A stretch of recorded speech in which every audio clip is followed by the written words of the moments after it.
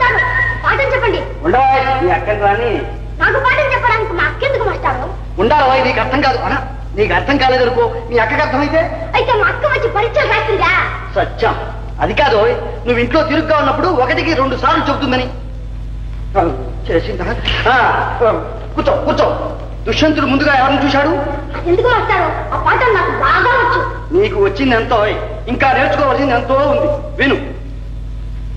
వచ్చింది శకుంతల, వచ్చింది హంస నడకలతో, లేడి చూపులతో, చల్లని వెన్నెల్లాగా, పిల్ల గాలిలాగా అలా అలా అలా వచ్చేసింది. వచ్చింది శకుంతల. శకుంతల కాదు మాస్టారు, మా అక్క. ఉంటావా శకుంతల? మై గాడ్ లక్ష్మి, నువ్వా? కూర్చో కూర్చో కూర్చో. పనండి సార్. రావా? వెళ్ళిపోతే ఎలా? ఇప్పుడే కొత్త పాఠం మొదలు పెడుతున్నాను, నువ్వు ముఖ్యంగా వినాలి. కూర్చో. అలాగా కూర్చో బాబు. చెప్పండి సార్. ఏది శకుంతల ఎలా ఉంటుందో చెప్పు చూద్దాం. అందంగా ఉంటుంది. అలా ఒక్క ముక్కలో తెలిసేసేలా వర్ణించాలో? అందాన్ని వర్ణిస్తేనే అందం. శకుంతల ఎవ్వరూ వాసన చూడని పువ్వులాగా, గోటి కొన కూడా తగలని నవనవలాడే చిగురుటాకులాగా, ఏమాత్రం రాపిడి పడని రత్నంలాగా. అబ్బా, ఇంకా ఎన్ని లాగాలండి? అబ్బో, ఎన్నైనా లాగొచ్చు అని కవి చెప్పాడు, కానీ మనకు తృప్తి లేదే. పోనీ ఈ పూటకి ఇంతటితో సరిపెట్టి పైపాఠం చెప్పండి. చెప్తాను చెప్తాను. దుష్యంతుడు శకుంతలను చూశాడు చూశాడు చూశాడు. ఎంతసేపండి? దాన్ని ఎంతసేపు అయినా చూడవచ్చు. ఏ లక్ష్మి, అర్థమైందా? నాకెందుకు సార్ ఈ గొడవ అంతా? అలా కాదు, నీకు కూడా అర్థం కావాలి. ఏమో. చూడు, కాసేపు నువ్వే శకుంతల వరకు. పోనీ నేను అనుకుంటా. మరి దుష్యంతుడు మీరా మాస్టారు?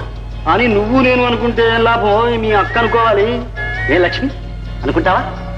అనుకో, చెబుతా. సరే అనుకుంటా. తొందరగా చెప్పండి సారు. దుష్యంతుడు శకుంతలను చూశాడు. ఇందాకే చూశాడుగా? అవునవును, చూశాడు, మోహించాడు, ప్రేమించాడు, తన హృదయాన్ని ఆమెకు అర్పించాడు. కానీ సంగతి ఆ శకుంతలకు తెలిసేది ఎలా? చెప్తే పోలా? అదే, ఎలా చెప్పడమా అని.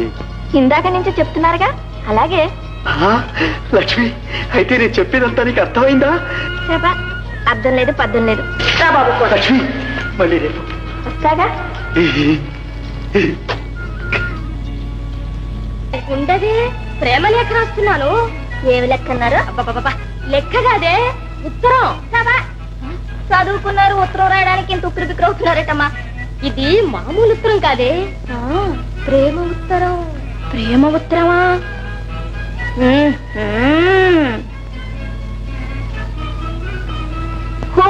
ప్రేమేగా.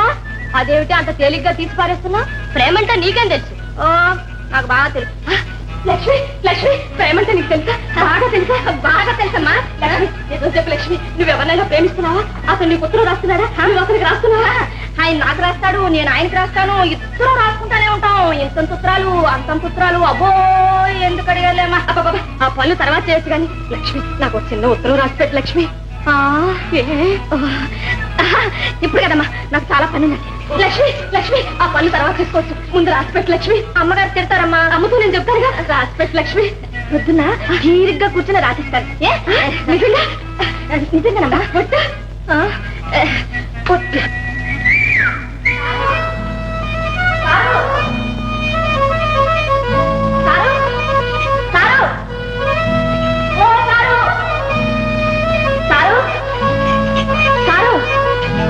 ఎక్కడికి వెళ్ళారబ్బా? సారు, చేపలేదు పేపలేదు కానీ నువ్వు ఆదివారం రావనుకున్నానే. ఆదివారం సోమవారం అవసరమైన పని వచ్చాను సారు. ఇదిగో సారు, ఆ సారనడం మానేస్తావు? అలాగే సారు. అదిగో మళ్ళీ మరేమనమంటారు సారు? ఏమన్నావంటే, అన్ని ఇరుకులో పెట్టావే, ఏమన్నావంటే సారు తర్వాత ఆలోచిద్దరు గాని ముందు తొందరగా నాకు ఉత్తరం రాసి పెట్టాలి. ఉత్తరమా? నీకా? నిమిషం నిమిషం. ఎస్ లేదు, గిస్సు లేదు. ఇది అంత తేలికైన ఉత్తరం కాదు సారు. మరి ప్రేమ ఉత్తరం. కాదు కాదు, ప్రేమ లేఖ.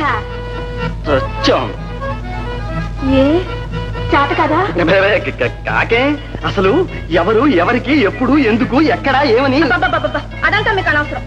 ఒక అమ్మాయి ఒక అబ్బాయిని మహా చెడ్డగా ప్రేమించింది. రాయండి. చెడ్డగానా? అవును. సరే సరే, బాగుంది కథ. అమ్మాయి ఎవరు? చెప్పా, ఎవరైతే మీకెందుకు? అదే, ఎవరో తెలియకపోతే ఎలా రాయడం? మళ్ళా మాట ఇదేనా? సరే, నేనే అనుకోండి. రాయండి. మరి అబ్బాయి? సారు, మిమ్మల్ని ఉత్తరం రాయమంటే అమ్మాయి, అబ్బాయి, వాళ్ళ నాన్న, వాళ్ళ అమ్మ, వాళ్ళ అమ్మమ్మను అందరిని అడిగేటట్టున్నారు. అదే, అది కాదు. అతను ఎవరో ఎలా ఉంటాడో తెలిస్తే బాగా వర్ణించి రాద్దామని. ఎలా ఉంటాడు? అందరిలాగే ఉంటాడు. పోనీ నాలా ఉంటాడా? అచ్చంగా మీలాగే ఉంటాడు. ఇక రాయండి. అమ్మా, రాయండి సారు. ఉండు, నన్ను కాస్త తేరుకుని ఆలోచించని. ఆలోచిస్తే మీరు రాసేదే ఉంది సారు, నేనే రాసి పారేస్తాను.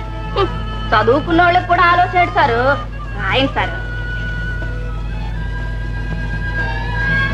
సారు, ఇదేడు సారు, రాయమంటే నా ముఖం చూస్తారంటే? నా ముఖంలో ఏముంది? నీ ముఖంలో ఏముందో చెప్పనా? అక్కర్లేదు, రాయండి సారు. ఇంకా నీవు రాసేదేముంది? ఉత్తరం సారు. కాదు, ప్రేమ. చెప్ప. అది కాదు, నీ ముఖం చూస్తుంటే నా మనసులోని ప్రేమ భావాలు అలా పొంగి పొరలిపోతున్నాయి. పోనివ్వండి, పోనివ్వండి. నేను కూర్చుంటాను, నా ముఖం చూస్తే అవన్నీ రాసేయండి. కూర్చోండి.